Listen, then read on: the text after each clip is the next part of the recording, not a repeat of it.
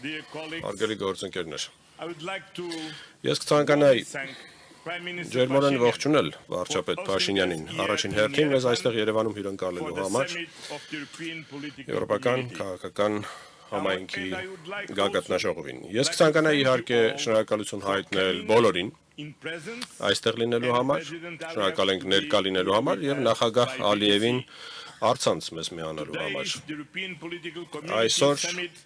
Եվրոպական քաղաքական համայնքի գագաթնաժողովն իսկապես պատմական է։ Պատմական է, որովհետև առաջին անգամ է, որ ԵՔՀ-ն հանդիպում է այստեղ, Հարավային Կովկասում, Հայաստանին դնելով Եվրոպայի սրտում, հենց այնտեղ, որտեղ Հայաստանը պատկանում է։ Հաշվի առնելով վերջինիս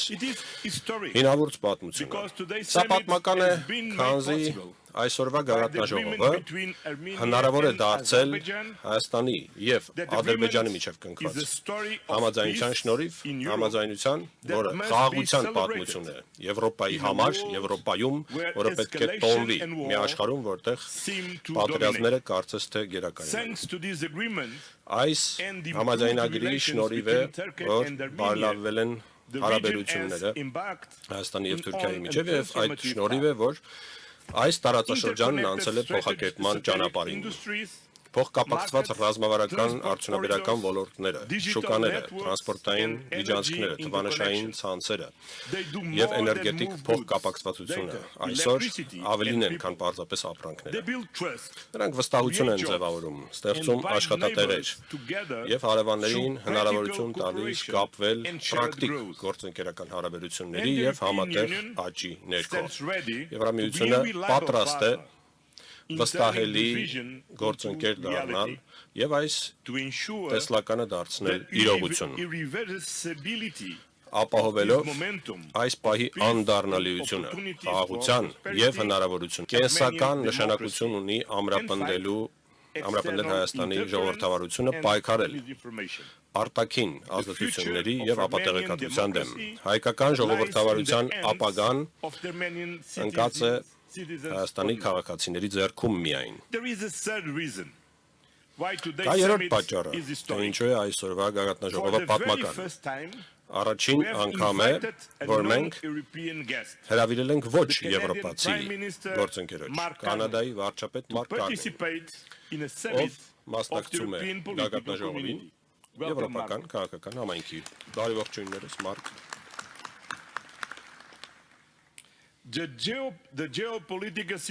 Աշխարհագրաքաղաքական իրավիճակը Եվրոպայում այս պահին եվրոպական տարածաշրջանում տեսնում է ռուսական ագրեսիա Ուկրաինայի դեմ եւ հակամարտություն միջին արևելքում։ Սա եւս մեկ անգամ փաստում է, որ մեր աշխարհամասերը այս պահին ձևավորում են 30-60 տեսլական իր անվտանգության համար։ Այս տեսլականը որպես այդպիսին 360 այսչան պետք է առաջ մղվի համապատասխան սկզբունքների ներքո։ Եվրոպան պետք է կանգնի առաջնագծին միջազգային իրավունքի եւ կարգի պահպանման եւ միաժամանակ հետևելով ՄԱԿ-ի Խարտիային կամ կանոնագրքին ստեղծի բազմակողմանիության եւ համագործակցության հարթակ։ Սակայն աշխարհն այսօր միայն աճող անկայունության հանգույց չէ, կա երկրորդ կարևոր միտումը։ Աշխարհում բազմաբևեռականությունն է զարգանում։ Սա մի միտում է, որը պահանջում է բազմաբևեռ փոխգործակցություն, միտված խաղաղության եւ ընդհանուր բարգավաճման կարողությունների ձևավորման։ Բոլոր այս մակարդակներում Կանադան համախոհ կողմ չէ միայն, այլ գործընկեր։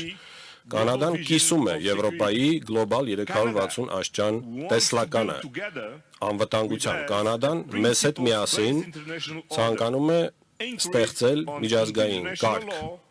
որը հենված է միջազգային իրավունքի եւ միջազգային մարդասիրական իրավունքի վրա։ Կանադան առաջատարն է բազմակողմանիության, ՄԱԿ-ի համակարգի հետ միասին, որն իր սրտում է։ Եվ վարչապետ Կարնեն այս պահին այն ջատագովն է, որը պետք է այս փոխգործակցությունը առաջ մղի։ Հենց այդ պատճառով է, որ Կանադան առաջին անգամ, որպես ոչ եվրոպական հյուր, մասնակցում է Եվրոպական քաղաքական համայնքի գագաթնաժողովին։ Մարկ, ողջունում եմ ձեզ, դուք մեր ընկերն եք։ Սակայն ԵՔՀ-ն միայն ընդհանուր եվրոպական սկզբունքների վրա հիմնված տեսլականի ձևավորման չէ միտված խաղաղության եւ բարգավաճման։ Եվրոպան նաեւ միտված է այդ տեսլականը բերելու իրականություն, էներգետիկայի, փոխկապակցվածության, ժողովրդավարական դիմակայունության ուղղություններում։ Սրանք են հիմնական թեմաները մեր այսօրվա գագաթնաժողովի եւ այդ թվում նրան հաջորդող կլոր սեղանների քննարկումների։ Վստահ եմ, որ այսօր եւ հաջորդող գագաթնաժողովներին ԵՔՀ-ն կդառնա գործողությունների հիմնական խթանը, գործողությունների, որ միտված կլինեն աջակցելու Ուկրաինային, Մոլդովային եւ Հայաստանին եւ միաժամանակ կապահովեն եվրոպական կոալիցիայի ստեղծում թմրանյութի ապօրինի վաճառքի Շնորհակալություն հայտնել իհարկե Էմանուել Մակրոնին եւ Վրաստանի վարչապետին այս կարևոր նախաձեռնությունն առաջ մղելու համար։ Ես կցանկանայի շնորհակալությունս հայտնել վարչապետ Փաշինյանին մեզ այսօր այստեղ հյուրընկալելու համար, բայց միաժամանակ թույլ տվեք շնորհակալություն հայտնել խիզախ քաղաքական որոշումների համար, որ նա կայացրել է Հայաստանին բերելով ավելի մոտ Եվրամիությանը։